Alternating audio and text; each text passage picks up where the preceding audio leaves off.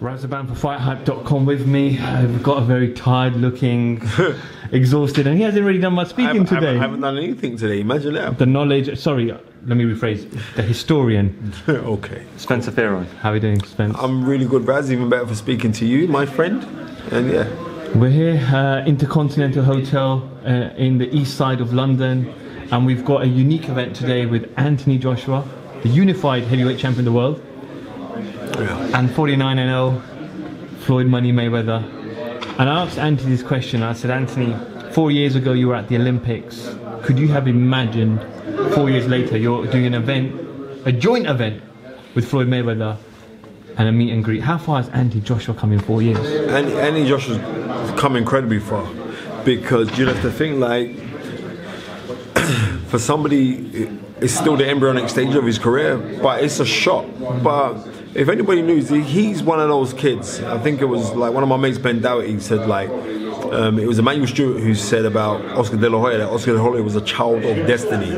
Just one of those kids who you just knew something spectacular was going to happen. Now, if anybody knows Anthony Joshua, anybody who's been around Anthony Joshua would have to say exactly the same thing.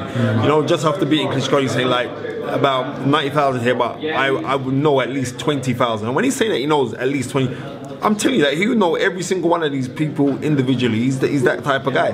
But he's born special. And seriously, you know what I mean?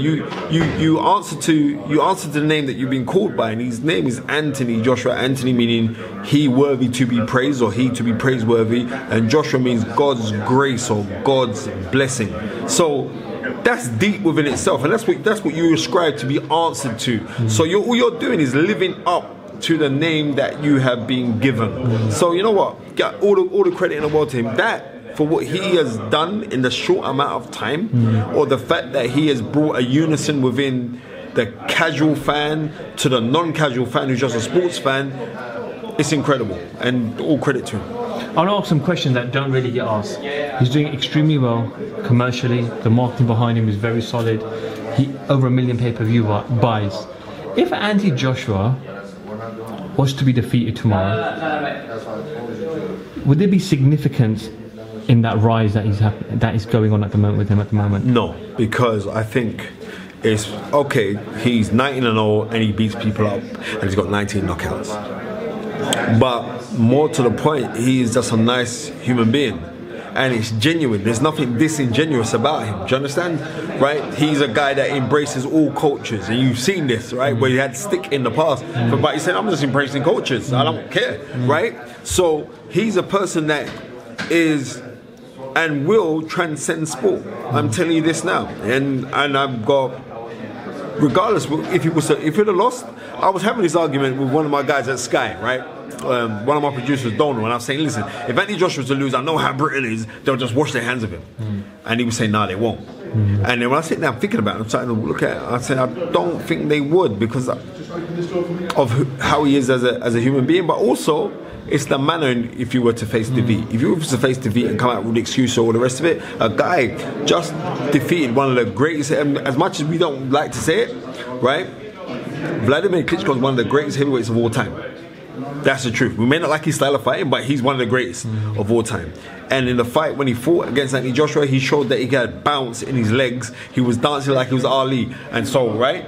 And Anthony Joshua got knocked down himself and got up and won the fight. And I was quoted again, I keep on using his quote, as Les Brown says, well, if life knocks you down, try and fall on your back, because if you can look up, you can get up. And Anthony Joshua did just that, got up, and he won the fight. And then off of the back of that, we have to say to ourselves, like, this guy is transcending the sport already. He's being motivational without even trying to be motivational.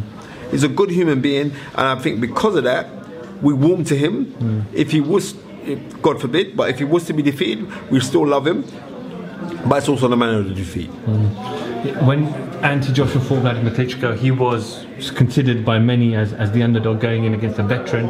Yes. Klitschko proved he had a lot in himself. Now, after that fight, we asked Vladimir if he wanted to have a rematch, and he wanted to think about a potential rematch. Now, after Vlad's lost against Tyson Fury, he didn't kind of want to retire on a loss like that. Right.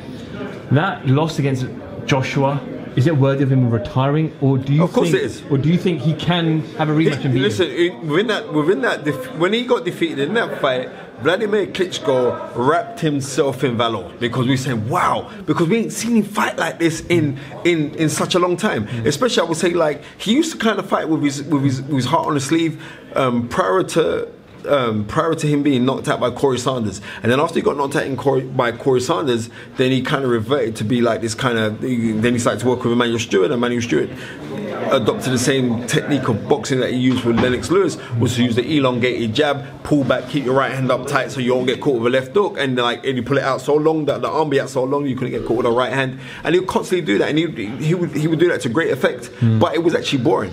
But it was genius, because he was a world champion for a decade, right? So he could retire on that loss, to say, you know what, I passed the torch over, because of how the fight was so action-packed. And it was one of the best heavyweight fights that we've seen in many a long time. I think if I was to go back any further, I reckon like Holyfield, Michael Dokes, but that weren't even for a world title. And we say like Holyfield versus Riddick Bowe in their first fight, but end of the day, that still didn't have the ups and downs like this fight. That was an incredible fight that we witnessed, and the mere fact that 90,000 people came out in attendance, and the mere fact that the fight lived up to all the hype and some.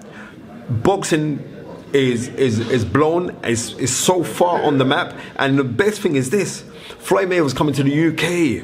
Andy Joshua's not jumping on a plane to go out to America. They're coming to the UK. All right, it all makes great sense, because, you know, Gervonta Davis just boxed. But why? Because where we are right now in the UK, it's a magnet for boxing right now.